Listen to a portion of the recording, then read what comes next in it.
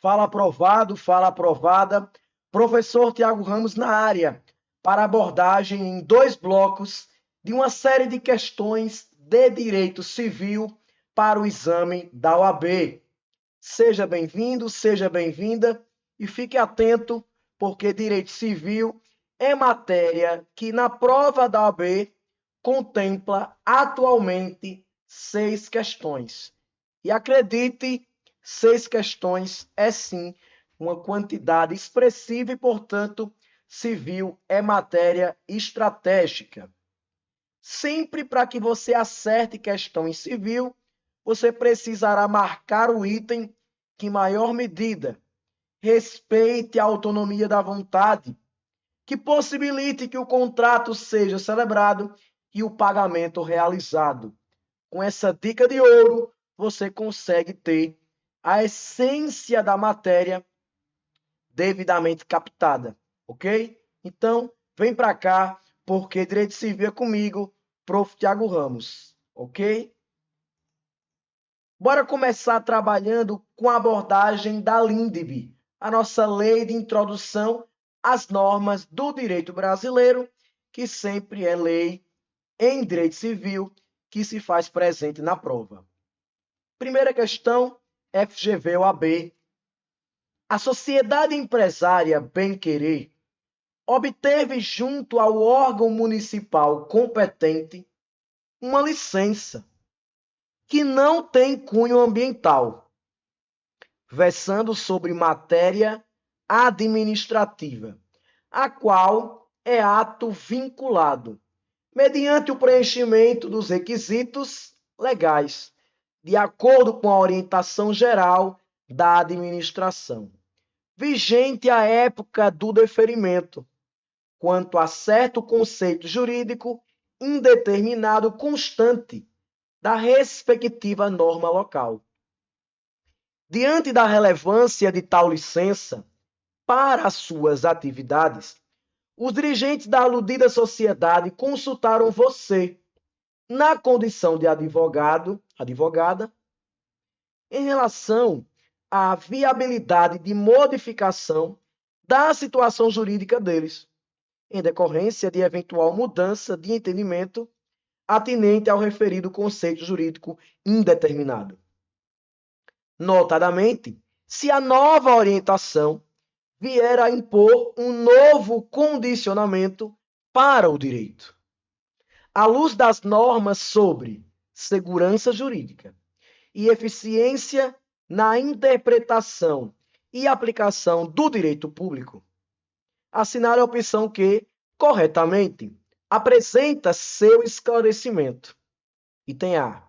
Caso nova orientação geral venha a ser editada pela administração, deve ser invalidada a situação jurídica consolidada para a sociedade bem-querer, mesmo que a licença ainda esteja em seu prazo de validade, considerando que a anulação deve operar efeitos retroativos. B.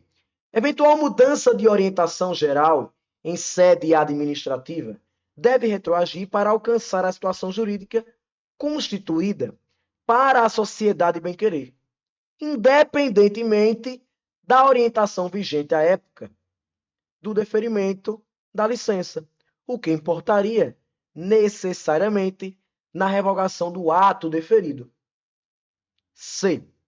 O entendimento que permitiu o deferimento da licença para a sociedade bem-querer apenas poderia prevalecer se fundado em jurisprudência firmada no âmbito do Poder Judiciário, considerando que as diretrizes estabelecidas em sede administrativa não podem ser consideradas orientações gerais.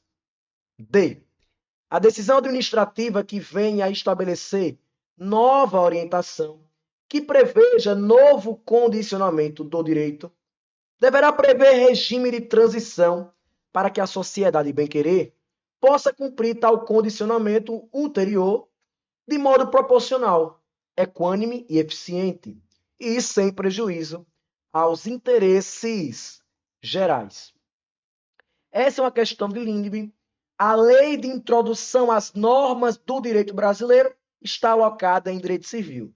embora a LINDB aqui, sirva para a aplicação de todo o direito brasileiro, para além, portanto, das orientações civis. A LINDB foi reformada há alguns anos, e a reforma da LINDB ela foi pautada na necessidade de garantir segurança jurídica e as decisões judiciais, controladoras, regulatórias, sejam tomadas de maneira fundamentada, de maneira consequencialista, passando-se a prever as consequências práticas de cada decisão e para garantir segurança jurídica. Então, essa é a grande dica. Caiu questão de LINDB sobre essa reforma da lei, marque o item mais equilibrado, que garanta que as decisões sejam previsíveis. E é nisso que entra a ideia de um novo entendimento, de uma nova orientação. Uma nova orientação pode prevalecer, pode existir. Contudo, uma nova orientação, uma nova linha de entendimento judicial e aqui administrativo precisa existir a partir da previsão de um regime de transição. Ou seja, é preciso que haja um regime transitório para que a administração pública se adapte à nova orientação. Um novo entendimento tomado pela administração pública é uma orientação. É uma orientação. Ao contrário do que afirma o item C daqui da nossa questão, da OAB.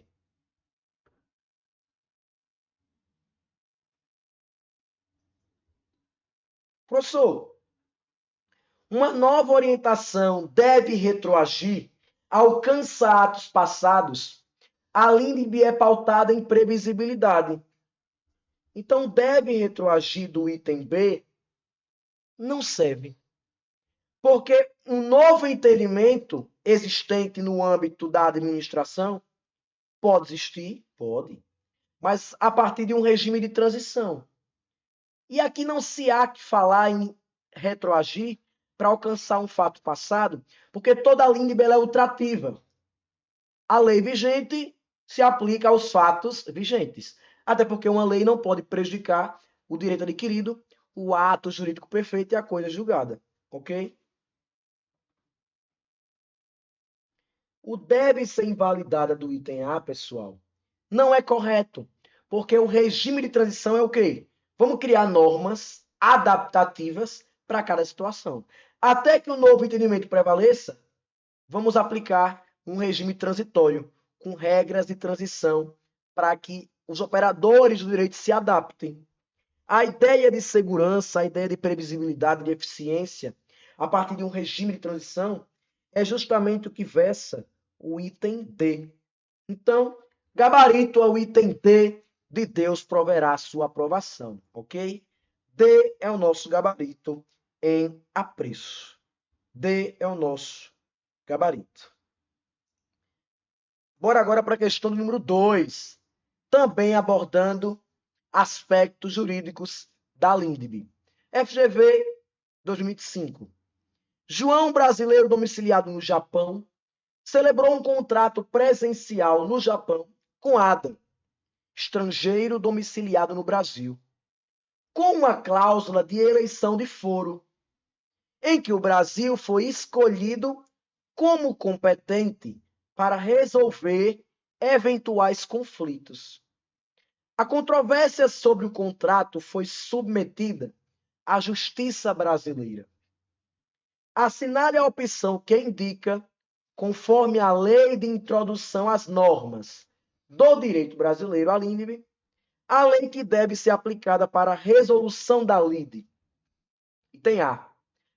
Deve ser aplicada a lei do Brasil devido à cláusula de eleição de foro.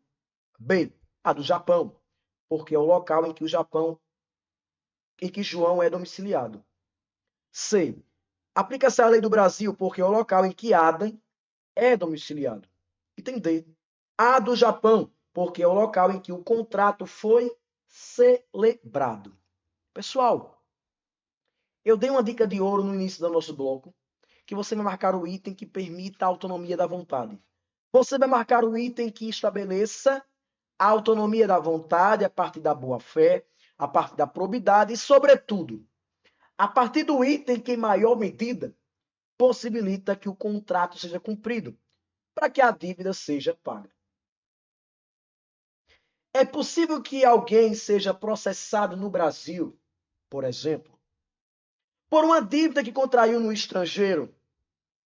É exatamente isso que versa essa nossa segunda questão. Um processo de cobrança foi submetido à justiça brasileira. Só que esse processo, embora submetido aqui à justiça brasileira, remete a uma dívida cujo contrato foi feito presencialmente no Japão. Pessoal, prestem atenção. Em matéria de obrigações, a LINDB estabelece que aplica-se a lei do país em que as obrigações foram constituídas. Eu sei que o João é brasileiro, mas a obrigação foi formada, a obrigação foi constituída no Japão. Logo, em razão de a obrigação ser oriunda de um contrato cuja celebração foi no Japão, aplica-se a lei japonesa. Porque o contrato foi feito no Japão. Uma coisa é a cobrança, pode ser feita no Brasil, mas a cobrança será feita no Brasil. O processo foi submetido à nossa justiça, mas a obrigação foi construída no Japão. Então, a dívida vai ser aqui cobrada, executada, mas aplicar-se-á a lei japonesa. O gabarito é o item D. Então, bora para a dica, bora para o OBS, porque a sua aprovação será concretizada. OBS, vamos lá. OBS 1, atinente a essa questão.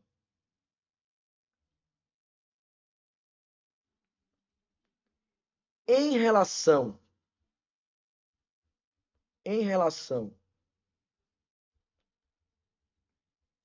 a obrigações,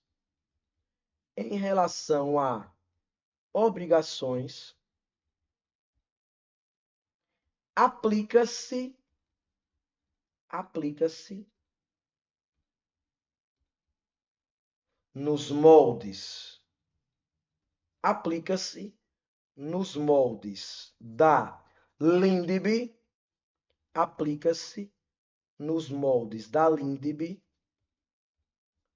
a lei do local onde foram constituídas. A lei do local onde foram constituídas.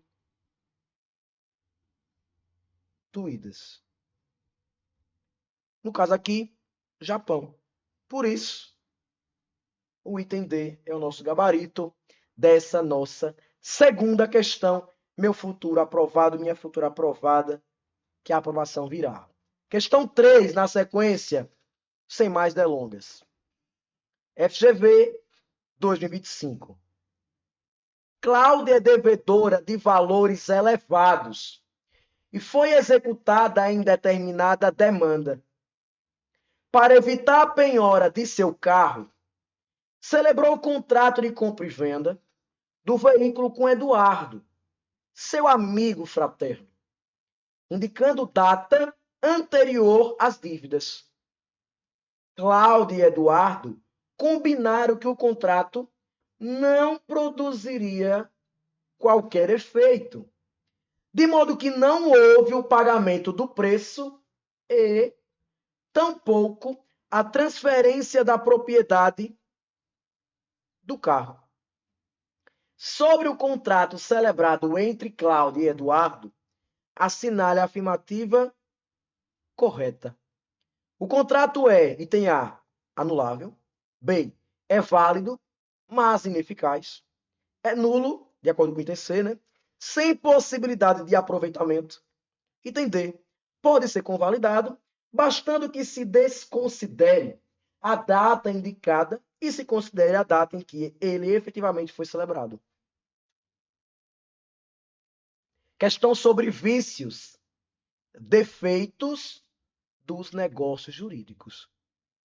Nós temos vícios de vontade, como erro, dolo, coação, lesão e estado de perigo. O sujeito contrata, manifesta a sua vontade, mas há um vício na sua vontade, porque ele foi enganado por outrem de má fé, como o dolo, porque ele foi coagido psicologicamente e a partir dessa ameaça psíquica, ele contrata, mas contratou por coação, porque a pessoa mesma se equivocou, por isso houve erro, ou por lesão, a pessoa era inexperiente ou contratou por uma premente necessidade e a partir disso assumiu a obrigação desproporcional, ou por estado de perigo, quando há um vício que recai na saúde do sujeito. Pessoal, esses são vícios de vontade, de consentimento. Não é o caso da questão, porque a questão 3, ela narra exatamente não uma vontade deturpada, viciada, ameaçada, não. A questão 3 dela estabelece justamente o oposto. O oposto. A Cláudia se juntou com o Eduardo para criar uma situação que nem existe. Para criar um fato novo para fraudar a lei. Um contrato de gaveta simulado. A questão 3 aponta o vício de simulação, sem sombra de dúvida. A questão 3 aponta o vício de simulação. No vício de simulação, meu abeiro, minha obeira, as partes têm em comum acordo, e essa é a vontade, o desejo de criar uma situação nova, simulada, fraudulenta, para minar uma regra legal. Assinar um contrato, mas sem efeito nenhum, de gaveta. Quando o vício é de simulação, qual a consequência? O contrato é nulo de pleno direito. E se o vício de simulação enseja contrato nulo, o negócio nulo não convalesce pelo tempo. O ato jurídico, o contrato nulo, não convalesce pelo tempo.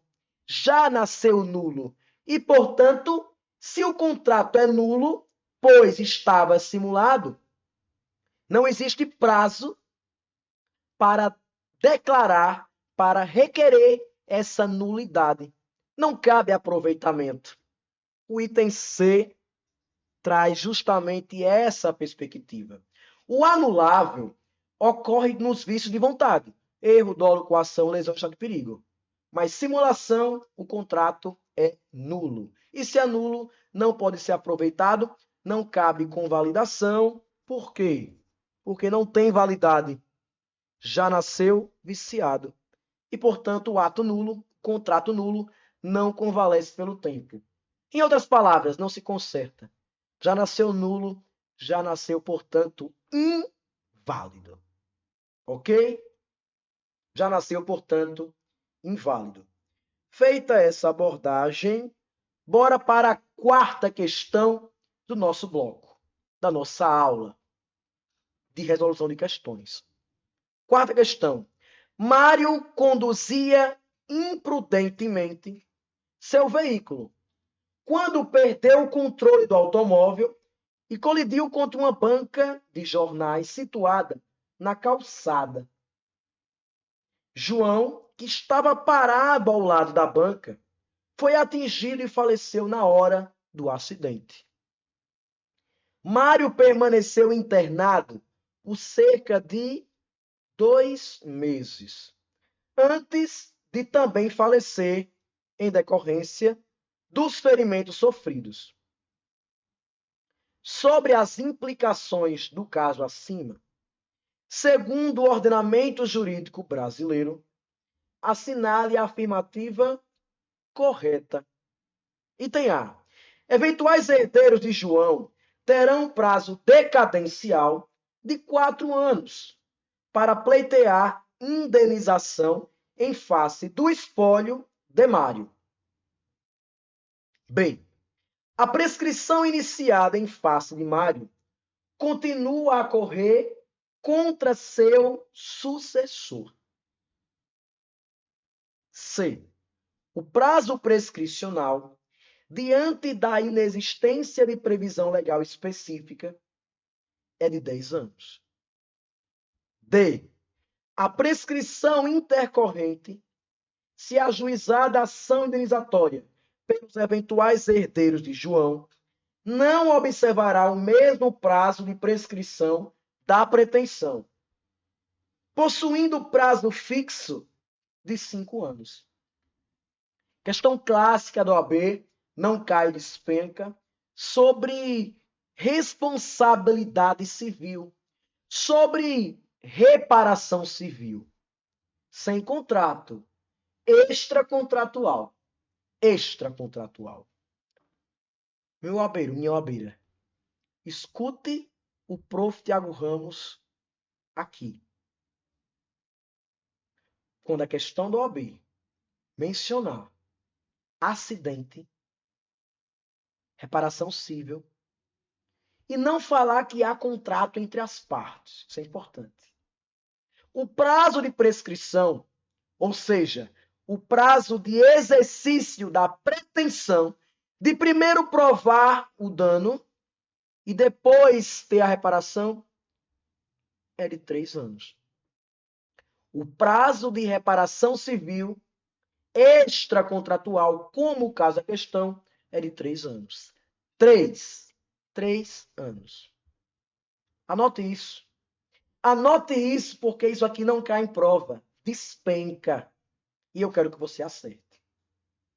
O prazo de reparação civil extracontratual é de 3 anos. Então, não se aplica o prazo geral de prescrição do artigo 205, como afirma de maneira equivocada o item C. Pessoal, realmente, se não houver prazo próprio, aplica-se o prazo de 10 anos, que é o prazo geral de prescrição, nos termos do artigo 205 do Código Civil de 2002. Ok? É que, nesse caso, o prazo é de 3 anos. Tem hipótese própria. 3 anos.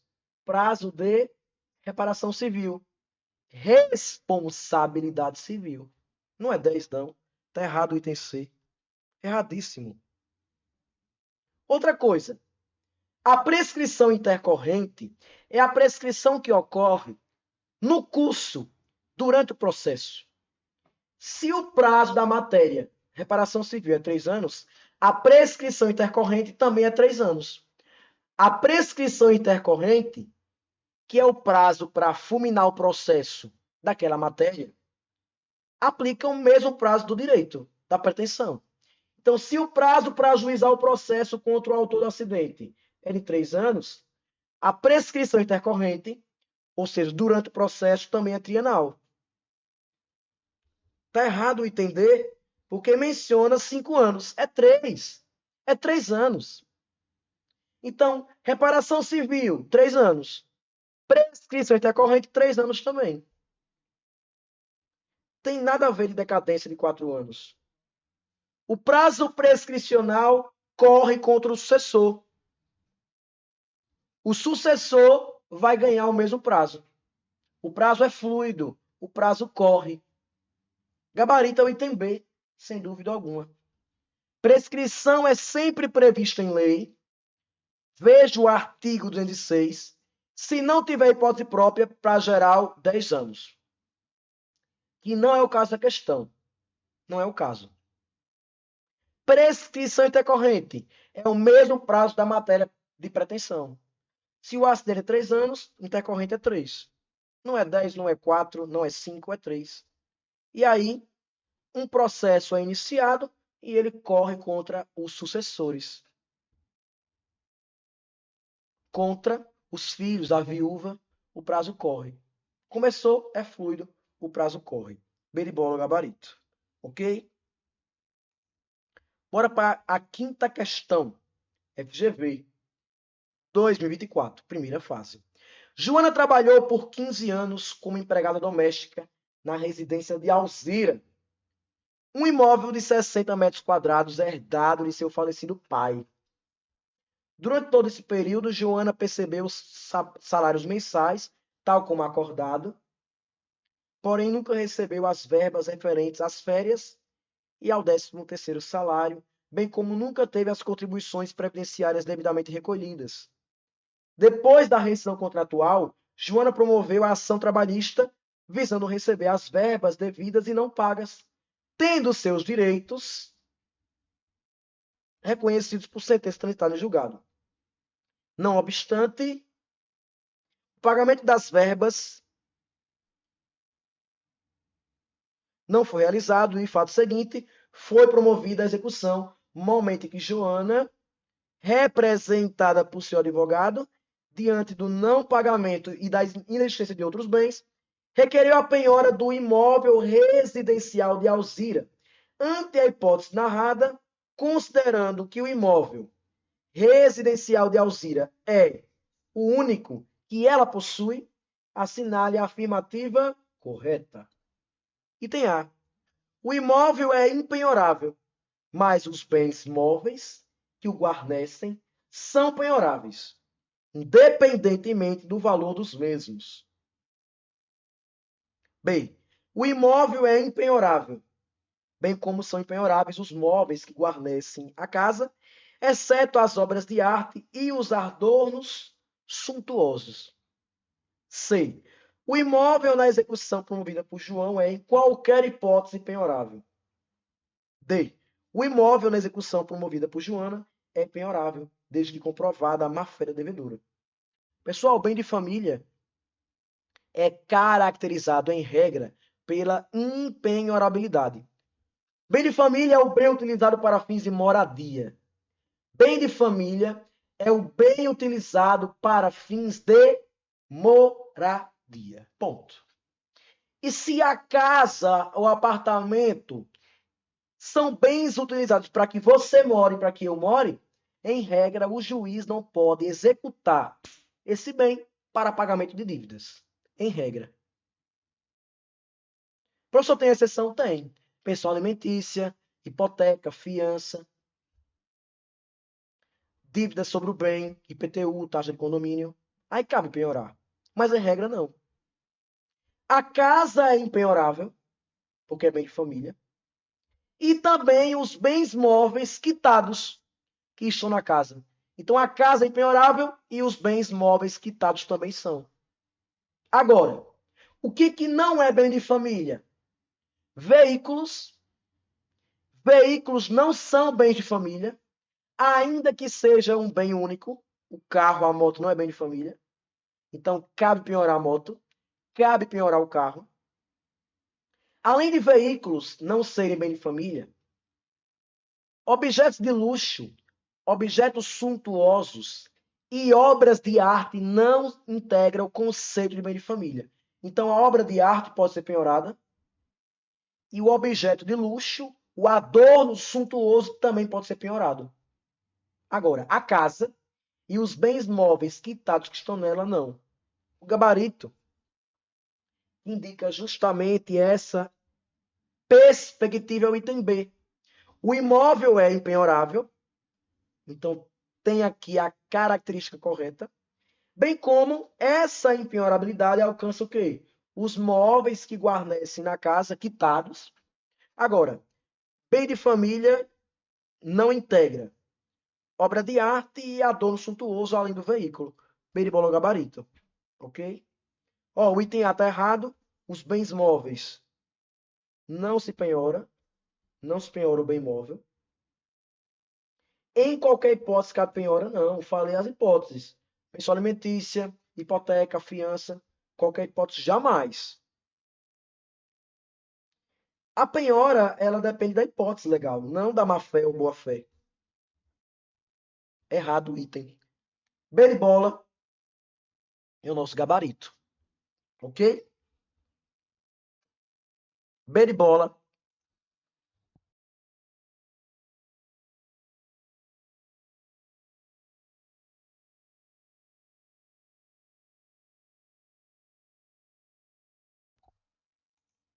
B de bola, gabarito em apreço, ok?